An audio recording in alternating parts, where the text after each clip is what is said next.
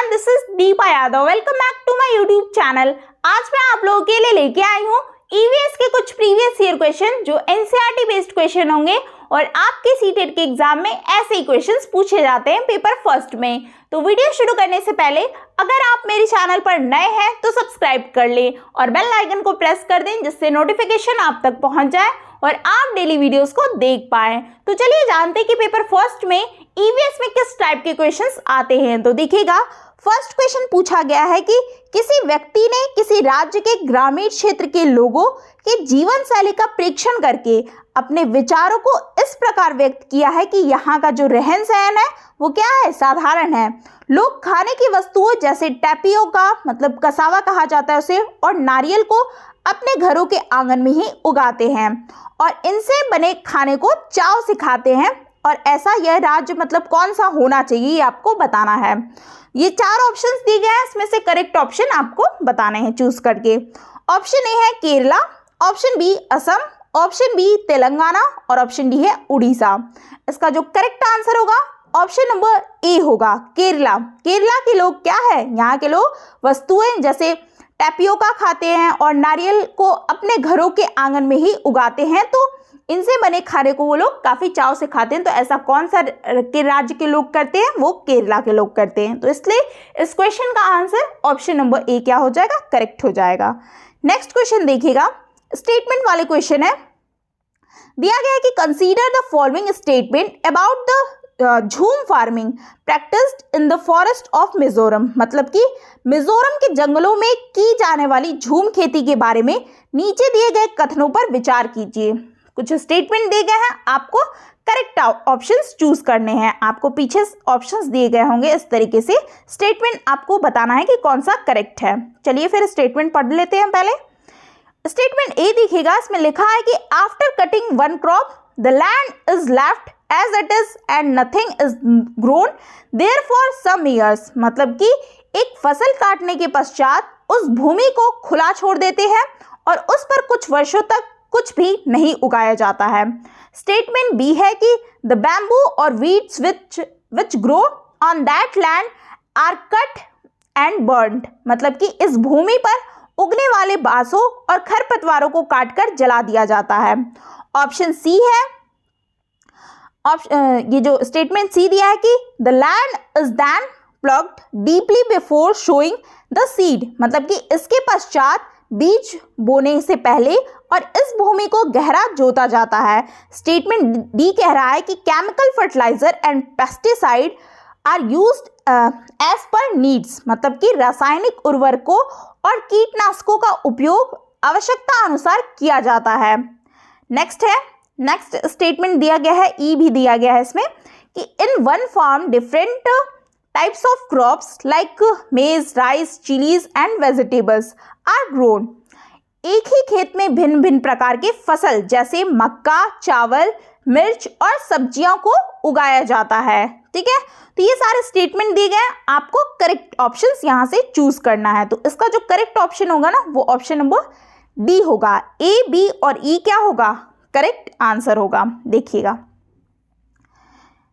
ए जो है आपका करेक्ट है, बी करेक्ट है, सी डी रॉन्ग है। देखिए यहाँ पे क्या है, जो झूम खेती होती है ना, वहां पे एक फसल काटने के पश्चात उस भूमि को क्या है, खुला छोड़ देते हैं और उस पर कुछ वर्षों तक कुछ भी नहीं उगाया जाता है। ठीक है, तो ये स्टेटमेंट आपका सही है।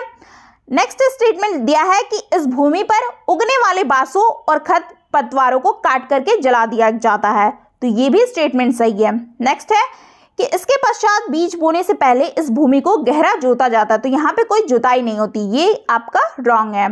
और ये लास्ट में ये डी वाला दिया है कि रासायनिक उर्वरकों और कीटनाशकों का उपयोग आवश्यकता अनुसार किया जाता है, तो ये भी गलत है। ठीक है, यहाँ पे कोई पेस्टिसाइड का यूज नहीं किया जा सकता है, नहीं किया जाता है।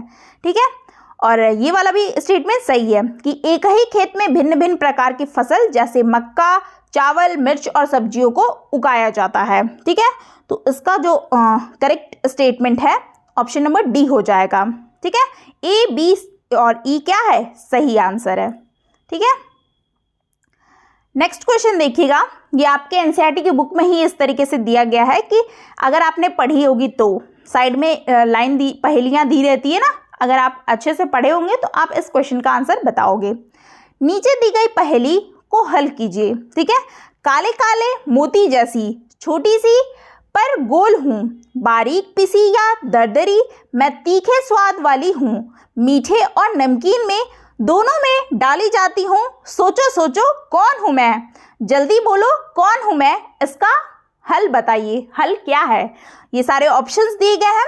ऑप्शन ए है कि काली मिर्च, ऑप्शन बी है ऑप्शन ए जो पेपर होता है, पेपर, और ऑप्शन बी कार्डमम मतलब कि इलायची, ऑप्शन सी मस्टर्ड सरसों, और ऑप्शन डी है क्लोव मतलब कि लौंग।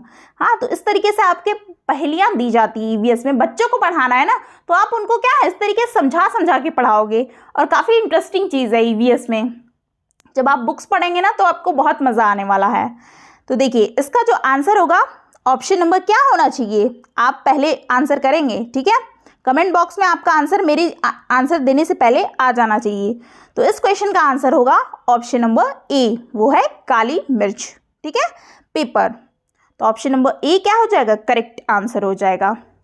नेक्स्ट क्वेश्चन है, पूछा गया है कि which one of the following can find his female from many kilometre away by her smell, मतलब कि निम्नलिखित में से कौन सा एक अपनी मादा को उसकी गंध से कई किलोमीटर दूर से ही पहचान या ढूंढ लेता है, ठीक है, ये आपको बताना है। ऑप्शन ए है ईगल मतलब कि बाज, और ऑप्शन बी है सिल्कवॉर्म रेशम कीट, ऑप्शन सी मॉस्किटो मच्छर, और ऑप्शन डी है बटरफ्लाई मतलब कि तितली। तो ऐसा कौन है कि जो मतलब कई किलोमीटर से ही क्या है दूर से ही पहचान लेता है, तो वो है ऑप्शन नंबर बी, ये है सिल्कवॉर्म रेशम कीट। और रेशम कीट पालन के अध्ययन को क्या कहते हैं, सेरीकल्चर भी कहा जाता है, ठीक है। तो इस क्वेश्चन का आंसर ऑप्शन नंबर बी हो जाएगा, जो अपनी मादा को उसकी गंध से कई किलोमीटर दूर से ही क्या है पहचान या ढूंढ लेता है, तो वो है सिल्कवॉर्म। नेक्स्ट क्वेश्चन देखिएगा, दिया है कि select from the following cities where most of the people enjoy drinking of hot kahwa with almonds and cardamom, मतलब कि निम्नलिखित में से उस शहर को चुनिए जहां के अधिकांश लोग इलायची और बादाम डाला हुआ गर्म कहवा पीना पसंद करते हैं। ये सारे ऑप्शंस है, आपको बताना है answer. Option A Shillong, option B Mysore, option C Hyderabad, option D Srinagar. तो इसका जो करेक्ट आंसर है ऑप्शन नंबर डी हो जाएगा, ठीक है, डी श्रीनगर, ठीक है। श्रीनगर के जो अधिकांश लोग हैं इलायची और बादाम डाला हुआ गर्म कहवा क्या है पीना पसंद करते हैं। तो इसलिए ये सारे क्वेश्चंस जो है आपके आए हुए क्वेश्चंस है, ठीक है। सीटेट में ऐसा नहीं है कि मैंने ऐसे क्वेश्चंस ला दिए हैं, ये सारे क्वेश्चंस आपके आए हुए हैं और सब एनसीईआरटी की बुक से ही है, ईवीएस के, ठीक है। नेक्स्ट क्वेश्चन देखिएगा, इसमें लिखा है कि किसी व्यक्ति ने किसी राज्य के अधिकांश ग्रामीण क्षेत्रों का भ्रमण किया और वहाँ जिस प्रकार के घरों में लोग रहते हैं उनके ढांचे के बारे में निम्नलिखित विवरण दिया। ये सारे विवरण उसने दिया है। बताया कि भारी वर्षा होने के कारण यहाँ के घर क्या हैं, जमीन से लगभग 3 मीटर से 3.5 मीटर मतलब कि 10 से 12 फीट ऊंचाई पर मजबूत बांस के खंभे पर बने हैं। लोग घर में प्रवेश करने के लिए सीढ़ी का प्रयोग करते हैं और रात के समय सीढ़ी हटा देते हैं, और ये घर अंदर से भी लकड़ी के क्या है बने हैं और इसकी छतें ढालू है। और ये राज्य होना चाहिए, कौन सा राज्य होना चाहिए ये आपको बताना है आंसर में। ऑप्शन ए है Himachal Pradesh, option B Mizoram, option C Jharkhand, और ऑप्शन डी है असम। इसका जो करेक्ट ऑप्शन होगा वो ऑप्शन नंबर डी होगा। ऐसा जो घर होता है वो असम में होता है, ठीक है। तो इस क्वेश्चन का answer option number D correct हो जाएगा। नेक्स्ट क्वेश्चन है, दिया गया है कि select from the following a pair of bird having excellent sight and see things distinctly 4 times as we can, मतलब कि निम्नलिखित में से पक्षियों का वह युगल मतलब जोड़ा चुनिए जिनकी दृष्टि श्रेष्ठ होती है और हमारी तुलना में 4 गुनी दूरी की वस्तुओं को स्पष्ट देख सकते हैं। ये सारे ऑप्शंस दिए हैं। ऑप्शन ए है कि क्रो एंड काइट मतलब कि कौवा और चील, ऑप्शन बी है कि ईगल एंड वल्चर मतलब कि बाज और गिद्ध, ऑप्शन सी है कि सनबर्ड एंड ईगल, शक्करखोरा और बाज, और ऑप्शन डी है कि क्रो एंड वल्चर, मतलब कि कौवा और गिद्ध। तो इसका जो करेक्ट आंसर होगा ऑप्शन नंबर क्या होना चाहिए, ऑप्शन नंबर बी होना चाहिए। ठीक है, इसका आंसर जो होगा ऑप्शन नंबर बी कि ईगल मतलब कि बाज और गिद्ध, मतलब पक्षियों में क्या है, बाज और गिद्ध की दृष्टि अन्य पक्षियों की तुलना में क्या होती है, श्रेष्ठ होती है, और ये हमारी तुलना में 4 गुना दूरी की वस्तुओं को स्पष्ट देख सकते हैं। बाज एक क्या है, शिकारी पक्षी है, और इसके पग क्या होते हैं, पतले और मुड़े हुए होते हैं, जो उसे तेज गति से उड़ने और उसी गति से अपनी दिशा में बदलने में सहायता करते हैं। तो इस क्वेश्चन का आंसर क्या होगा, ऑप्शन नंबर बी होगा। सबसे तेज कौन देखता है, 4 गुना दृष्टि से मतलब वस्तुओं को देख लेता है, हमसे भी तेज, तो वो है बाज और गिद्ध। नेक्स्ट क्वेश्चन है, पूछा गया कि the state in which the word torang is meant for jungle is, मतलब कि वह राज्य जहां तोरंग का अर्थ जंगल है कौन सा है, ये आपको बताना है किस स्टेट का है। तो ऑप्शन ए है Mizoram, option B Jharkhand, option C Arunachal Pradesh, और ऑप्शन डी है छत्तीसगढ़। तो इस क्वेश्चन का जो आंसर होगा ऑप्शन नंबर बी होगा, झारखंड। ये जो तोरंग नाम है ना, तोरंग नाम का अर्थ झारखंड में जंगल होता है। कुड़ुक भाषा झारखंड के आदिवासियों द्वारा बोली जाती है, जिसमें जंगल का वर्णन करने के लिए क्या है, तोरंग शब्द का प्रयोग किया जाता है। ठीक है, तो ऑप्शन नंबर बी क्या है, करेक्ट आंसर है। नेक्स्ट क्वेश्चन देखिएगा, आपका मैप से है ये क्वेश्चन। पूछा गया कि 3 territorial state of Madhya Pradesh are, मतलब कि मध्य प्रदेश के 3 सीमांतर्गत जो है प्रदेश, ये मतलब कि राज्य है, वो कौन से हैं, मतलब मध्य प्रदेश के कितने राज्य जो आसपास के जुड़े हुए हैं वो आपको बताने हैं, जो सीमांत लगे हुए हैं।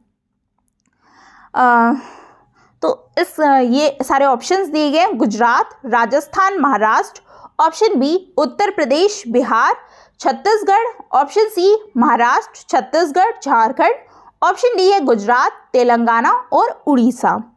ठीक है, तो आपको बताना है कि मध्य प्रदेश की जो सीमा है वो कितने राज्यों से लगी हुई है, ये आपको ऑप्शंस में देख के बताना है। सबसे पहले मैं आपको बता दूं कि जो मध्य प्रदेश की सीमा है वो 5 राज्यों से लगती है। मैंने मैप भी रखा है आप लोग को समझाने के लिए। देखिए, ये देखिए मध्य प्रदेश आपका कहाँ है, ये है आपका मध्य प्रदेश है। ठीक है, बीच में हमारा जो इंडिया है, इंडिया का मैप आप देखेंगे तो उसमें सबसे बीच में कौन सा देश है, मध्य प्रदेश है। और हमारी जो सीमाएं लग रही हैं उसके आसपास की, वो 5 राज्यों से लगती हैं। सबसे पहले उत्तर प्रदेश, ये फर्स्ट नंबर। उसके बाद सेकंड नंबर पे आपका आ जाता है महाराष्ट्र। ठीक है, महाराष्ट्र। उसके बाद आता है आपका छत्तीसगढ़। छत्तीसगढ़ कहाँ है, तीसरे नंबर पे छत्तीसगढ़ हो गया। उसके बाद आपका आएगा कौन सा राज्य, छत्तीसगढ़ के बाद राजस्थान 4th नंबर पे, और 5th नंबर पे आपका क्या आ जाएगा, गुजरात आ जाएगा। यहाँ पे गुजरात आ गया। ये देख रहे हैं आपका पूरा सीमा लगा हुआ है। मध्य प्रदेश जो है पूर्णतः चारों ओर से क्या है, स्थलों से घिरा हुआ है। प्रदेश की सीमा न तो किसी क्या है सागरी सीमा को स्पर्श करती है और ना ही किसी अंतरराष्ट्रीय सीमा को स्पर्श करती है। तो ये देश के क्या है, मध्य भाग में स्थित है ना, मध्य भाग में स्थित है। और आपको मैप इसीलिए दिखा रही हूँ कि आपको अच्छे से समझ में आए, कोई भी आपको डाउट न रह जाए। तो इसलिए इसे क्या है, हृदय प्रदेश भी कहा जाता है। और क्षेत्रफल की दृष्टि से राजस्थान के बाद दूसरा सबसे बड़ा जो राज्य है वो है मध्य प्रदेश, MP है। ठीक है, तो इस क्वेश्चन का जो आपका आंसर होगा, देखिए आपका आंसर होना चाहिए इसमें, अब तो आपको पता चल गया ना कि 5 राज्य जो है सीमा से लगती है मध्य प्रदेश के, तो आप आंसर क्या करेक्ट कर ही लोगे। ठीक है, तो इस क्वेश्चन का आंसर है option number A, Gujarat, Rajasthan और महाराष्ट्र। ठीक है, तो option A is correct answer. Next question है, दिया है कि a group of state having coast on the Arabian Sea, मतलब कि राज्यों का वह एक समूह चुनिए जिनके समुद्र तट जो है अरब सागर पर है। तो इस टाइप के क्वेश्चंस आपके मैप वाले क्वेश्चन काफ़ी देखने को, 2 से 3 क्वेश्चंस आपको देखने को मिल जाएंगे। ठीक है, EVS में। तो आप मैप का थोड़ा सा नॉलेज रखिए, है ना। तो देखिएगा, ऑप्शन ए है तमिलनाडु, उड़ीसा, आंध्र प्रदेश, बी है केरला, कर्नाटक का, महाराष्ट्र, सी है गुजरात, महाराष्ट्र, उड़ीसा, डी है गुजरात, केरला और तेलंगाना। और मैं इसको आपको समझा देती हूँ मैप के थ्रू। देखिए जो केरल है यहाँ पे नीचे देखिए, ये केरल है, ठीक है। फिर कर्नाटका यहाँ है, महाराष्ट्र है, फिर आपका गोवा भी यहाँ पे है ना, गोवा है, गुजरात है, हाँ गुजरात, ये सब क्या है, अरब सागर, ये साइड क्या है, अरब सागर के तट पर स्थित है। जबकि आपका ये जो आंध्र प्रदेश है, ये आंध्र प्रदेश, उड़ीसा और क्या है यहाँ पे तेलंगाना है, ठीक है, तेलंगाना, तो ये सब क्या है, बंगाल की खाड़ी में स्थित है। इधर क्या है, बे ऑफ बंगाल है, तो ये बंगाल की खाड़ी में स्थित, मतलब बंगाल की खाड़ी के तट पर स्थित है। तो ये आपने जान लिया। तो अब आप इस क्वेश्चन का आंसर आप लोग दे लोगे। तो इस क्वेश्चन का आंसर क्या होना चाहिए, ऑप्शन नंबर बी होगा। केरला, कर्नाटका और महाराष्ट्र जो है, ये राज्य जो है समुद्र तट जो है अरब सागर पर है, ठीक है। तो ये क्वेश्चन आपको समझ में आ रहा है ना, इसीलिए मैं मैप के थ्रू आपको बता रही हूँ। नेक्स्ट क्वेश्चन देखिएगा, पूछा गया कि select from the following a pair comprising one state and one union territory of our country. मतलब कि निम्नलिखित में से वह युगल चुनिए जो हमारे देश के एक राज्य और एक केंद्र शासित प्रदेश से मिलकर के बना हुआ है। ऑप्शन ए है कि लक्षद्वीप एंड पौंडीचेरी, मतलब कि लक्षद्वीप और Puducherry. Option B Chandigarh and Delhi. और सी है नागालैंड एंड लद्दाख। डी है मणिपुर एंड मेघालय। तो इस क्वेश्चन का आंसर ऑप्शन नंबर सी होगा, ठीक है। नागालैंड और लद्दाख क्या है, ये युगल जो है हमारे देश के क्रमशः एक राज्य और एक केंद्र शासित प्रदेश से संबंधित है, ठीक है। ये जो राज्य उस संगठित इकाई को कहते हैं जो एक क्या है, शासन, मतलब कि सरकार के अधीन हो। प्रत्येक राज्य का क्या है, अपना एक अलग विधानमंडल होता है और प्रत्येक राज्य का मुखिया वहाँ का मुख्यमंत्री होता है। और केंद्र शासित प्रदेश मतलब होता है कि मतलब कि संघ राज्य क्षेत्र भारत के संघीय प्रशासनिक ढांचे की एक उपराष्ट्रीय प्रशासनिक इकाई है। और भारत का जो राष्ट्रपति होता है ना, प्रत्येक केंद्र शासित प्रदेश के लिए एक सरकारी प्रशासन या उपराज्यपाल नामित करता है वहाँ के लिए, ठीक है। तो इस क्वेश्चन का जो आंसर होगा ऑप्शन नंबर सी होगा, नागालैंड एंड लद्दाख, ठीक है। तो ये सारे क्वेश्चंस थे, आज मैंने ईवीएस के क्वेश्चंस आपको करा दिए। आपको क्वेश्चंस में अगर कोई भी डाउट है, कुछ चीज़ें नहीं समझ में आई है, कोई भी आपको क्वेरीज है, वो आप कमेंट बॉक्स में ज़रूर पूछ सकते हैं, ठीक है। आप कमेंट ज़रूर किया कीजिए और वीडियो कैसी लगी है लाइक ज़रूर कर दिया कीजिए, क्योंकि इससे मुझे अप्रिशिएशन ही मिलता है, कुछ मिलता नहीं है लाइक से, मोटिवेशन मिलता है कि मतलब मैंने किस तरीके का आपको पढ़ाया, किस तरीके का मुझे और भी आप लोग के लिए कंटेंट तैयार करना है, इससे मोटिवेशन ही मुझे मिलेगा, ठीक है। तो आई होप आपको वीडियो अच्छी लगी हो, तो लाइक शेयर सब्सक्राइब ज़रूर करिएगा। मिलते हैं फिर ऐसे कुछ अच्छे कंटेंट के साथ, ठीक है। और जो लोग टेलीग्राम पे नहीं जुड़े हैं ना, वो लोग ज़रूर जाके टेलीग्राम पे मेरे जुड़ जाइए, ठीक है। मैंने उसका लिंक शेयर कर दिया डिस्क्रिप्शन बॉक्स में, आप वहाँ से जुड़ सकते हैं। वहाँ पे आपको PDF वगैरह अवेलेबल करा दी जाएगी, ठीक है। फिर थैंक्स फॉर वॉचिंग।